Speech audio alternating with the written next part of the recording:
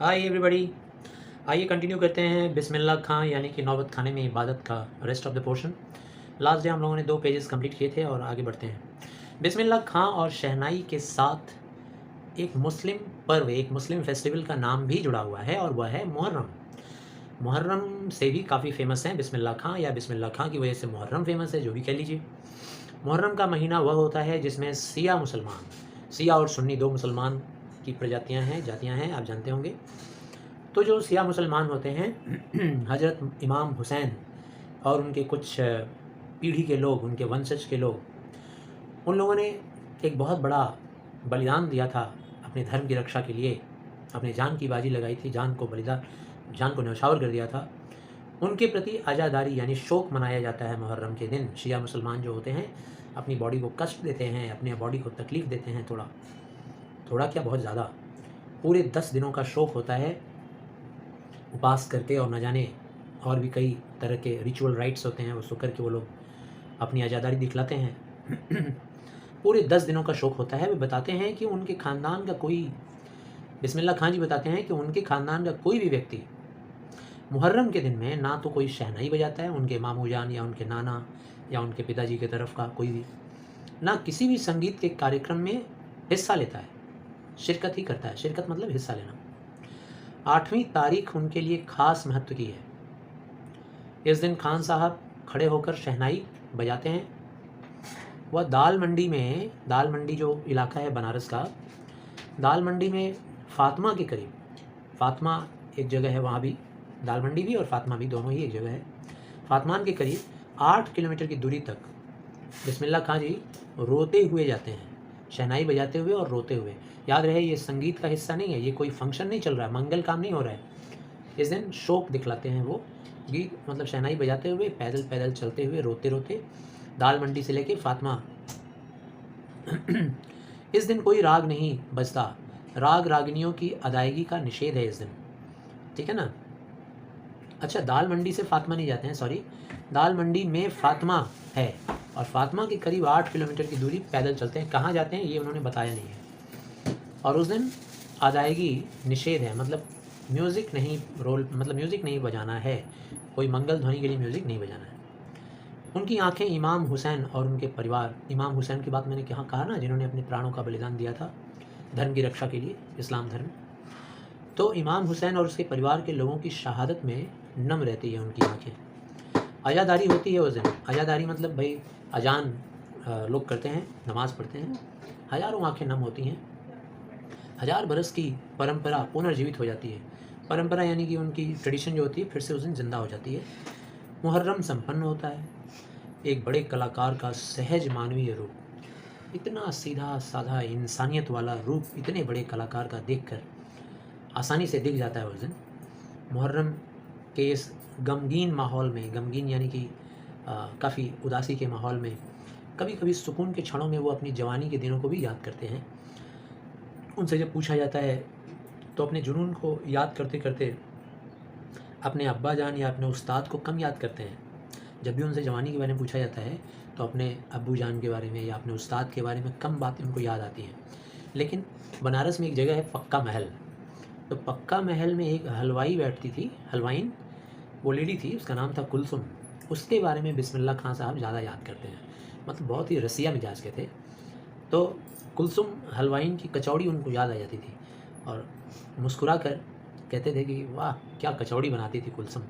साथ ही साथ उनको उस ज़माने की सुलोचना हीरोइन बहुत पसंद थी और सुलोचना को भी याद करते हैं। कहते हैं बड़ी रहस्यमय मुस्कान के साथ मुस्कुराते थे। उनका मुस्कान देखकर ऐसा लगता था जैसे कोई बात छिपी हुई हो, कोई रहस्य, कोई राज छिपा हुआ हो। जैसे ही सुलोचना का बात होता था मुस्कुरा पड़ते थे बिस्मिल्लाह खान जी, और जैसे ही कुलसुम की बात होती थी, खान साहब की अनुभवी आँखें, उनकी आँख देख कर ही लगती थी कितनी एक्सपीरियंसड है। और हंस देने वाली उनकी अदा जो थी, वाह, हर बात पर मुस्कुरा देते थे। अजीब सा ईश्वरीय कृपा था उनके अंदर कि हर बात पर मुस्कुरा देते थे और ये बदस्तूर कायम रहा उनके मरते दम तक, बुढ़ापे तक। इसी बाल सुलभ हंसी में कई यादें बंद हैं। ये बचपन की यादों में कई चीज़ें उनकी यादें बंद हैं।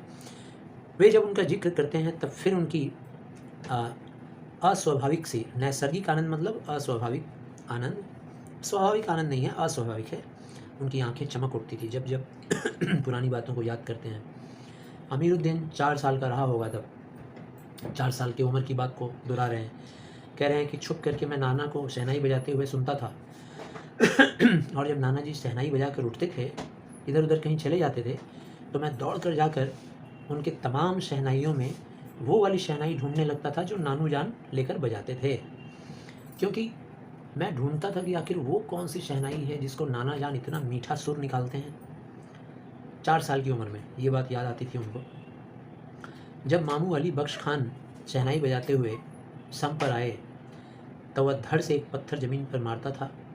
सम पर आने की तमीज़ उन्हें बचपन में ही आ गई थी, मगर बच्चे को यह नहीं मालूम था कि दाद वाह करके दी जाती है, सिर हिला कर दी जाती है, पत्थर पटक कर नहीं। यानी कि ये एक घटना है कि मतलब ये कहते थे अमीरुद्दीन यानी कि बिस्मिल्लाह खान जी कहते थे, जब मामू अली बख्श जो उस्ताद भी थे मेरे, वो जब शहनाई बजाते हुए सम पर आए तो मैं एक पत्थर पटक कर उनको शाबाशी देता था। बचपन में हमको ये पता नहीं था कि जब किसी को शाबाशी दिया जाता है तो वाह वाह करके दिया जाता है, वाह वाह अरे क्या बात है, ऐसे बोलना चाहिए। तो ये मैंने नहीं सीखा था, बाद में हमको मामू जान ने सिखाया कि भाई शाबाशी देना है तो वाह वाह कहो, ठीक है ना, ऐसे पत्थर पटक के शाबाशी मत दो। और बचपन के समय फिल्मों के बुखार के बारे में तो पूछो ही मत भाई। उस समय 3rd क्लास का जो टिकट होता था उसका कीमत होता था 6 पैसा, 6 पैसा यानी 10 पैसे से भी कम।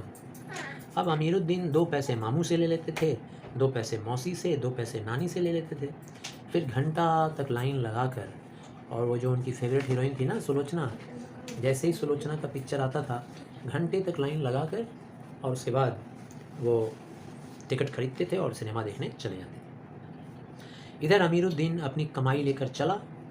फिल्म देखने जो बालाजी मंदिर पर रोज़ शहनाई बजाने से उससे मिलती थी, एक अठन्नी मेहनताना, एक अठन्नी तो मिल ही जाती थी रोज़ शहनाई बजाने की वजह से। अब उस पैसे से वो फिल्म देखने चल लेते थे। उस पर शौक़ भी इतना ज़बरदस्त था, सुलोचना की मूवी देखनी है भाई, एक भी पिक्चर छूटने ना पाए। और मूवी देख के जब निकलेंगे तो कुलसुम हलवाई के यहाँ बैठ करके देसी घी में पका हुआ छना हुआ कचौड़ी मारेंगे गपागप। उस समय छन से जो कचौड़ी जब डालती थी ना, बेल करके जब कचौड़ी को डालती थी कढ़ाई में तेल में भरे हुए, तो आवाज़ आती थी छन, तो ऐसा लगता था जैसे कोई म्यूज़िक बज उठा, तो म्यूज़िक सा आवाज़ आता था।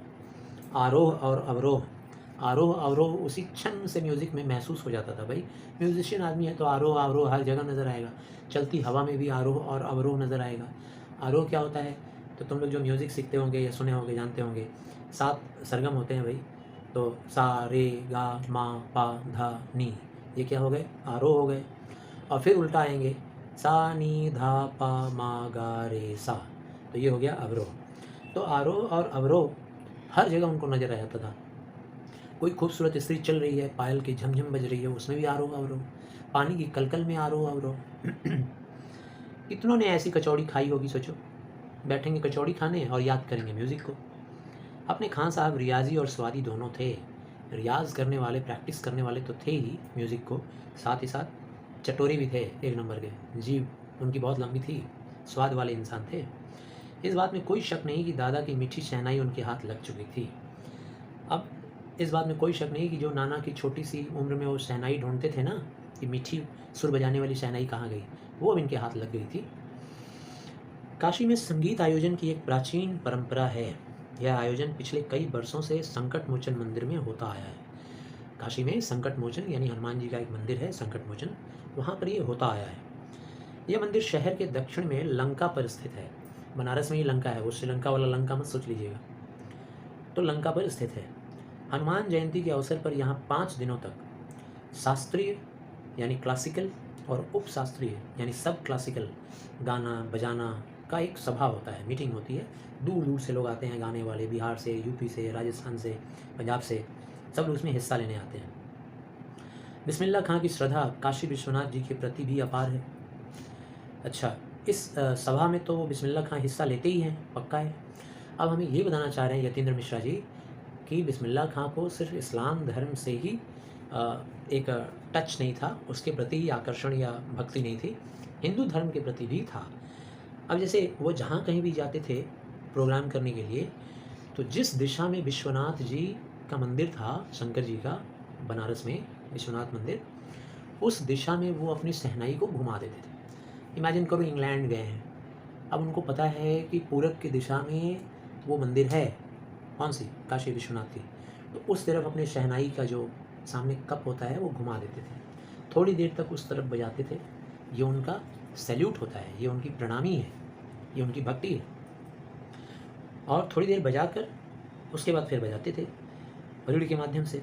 खान साहब का जो रीढ़ था ना, रीढ़ की हड्डी नहीं, वो म्यूज़िक जो शहनाई में रीढ़ लगा रहता है नरकट का, लकड़ी का, वो रीढ़ जब वो बजाते थे तो 15 से 20 मिनट के अंदर गीला हो जाता है, क्योंकि मुंह से जब फूंक मारेंगे तो बहुत सारा सलाइवा का छोटा छोटा कण भी निकलता है, तो वो कण लगते लगते लगते गीला हो जाता था। फिर वो बदलते थे, बदल कर फिर नया रीढ़ लगाते थे।